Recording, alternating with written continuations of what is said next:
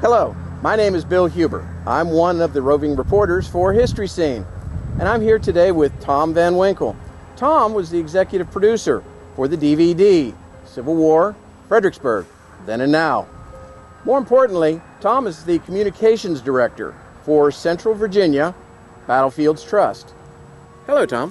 Good to see you, Bill. I'm glad you can come out today in the wilderness on a very beautiful day. And on the point of that DVD we made, I want to thank everybody who has purchased a copy of that DVD, and also especially all our vendors in the Fredericksburg and surrounding areas for being so excited and enthusiastic about selling it. You know, all the money that's coming from that DVD to the Central Virginia Battlefield Trust is really allowing us to do the things like we've done out here on this property today and preserve these endangered battlefields. Tom, can you tell us a little bit about Central Virginia's Battlefields Trust's latest acquisition? I understand it's quite important. Yeah, Bill, we do feel it's quite important. This parcel we're standing on now in the wilderness, we've dubbed Wilderness Crossroads. And we're actually just a stone's throw away from what we'll call a major retail establishment that's been proposed in Orange County. That has actually brought the wilderness into national spotlight of late. Now, while that's been going on, the Central Virginia Battlefields Trust was looking at this piece of property, and we decided that, well, if we're going to have a major retail establishment looked at over there, then this important piece of property here needed some attention. So we looked into this. This is actually 93 acres that we purchased. We looked into it and we decided we needed to do something about it. So we went through everything we had to, and as of now we have purchased this property and it is saved for generations to come. So can you tell us about what happened here at the Crossroads? Well, the Crossroads is a pretty interesting area. The Confederates in 1863 established a field hospital just off to our right by the Wilderness Tavern. Most of us know that in 1863, Stonewall Jackson, he was wounded by friendly fire. And he was brought back here by litter to the hospital where Dr. Hunter McGuire took care of him.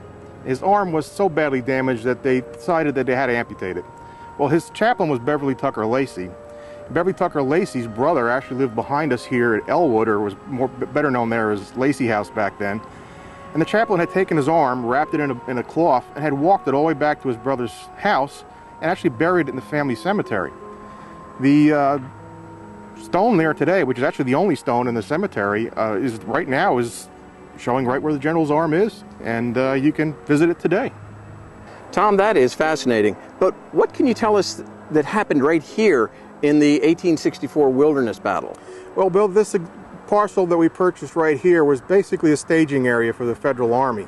In fact, there's a period sketch done by Edwin Forbes that shows this area filled with wagons and troops and the battle smoke. Also, you know, one of the most historic roads that runs through this property now, which is now saved, is the original Orange Turnpike, which is off to our left. Now, that Orange Turnpike came in here and intersected with the road behind us, which is actually the original plank road. Now, this plank road feeds always the way out to the intersection with the Orange Plank Road. Now, that was really the basis where most of the worst fighting was done, where the woods caught on fire, where Vermont soldiers lost their lives. And arguably it is where the actual Civil War may have turned, because that's where General Grant had made the decision that we're going to move on and continue fighting. Where most of the generals before him had really, at that time, said, no, we're done, and go back across the river. So, as you can see, this area here was active. It has some very historic roads, and it was well worth saving. That important scene of Grant turning south instead of back to Fredericksburg was the signal the battle will continue. That was the changing of the Civil War. That was a total change in the way the war was going to be fought from that point on.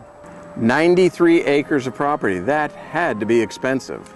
Bill, you're absolutely right about that. We paid over $930,000 to get this parcel, but in any way you look at it, it was absolutely worth every single penny of it. Wow, that's a lot of money.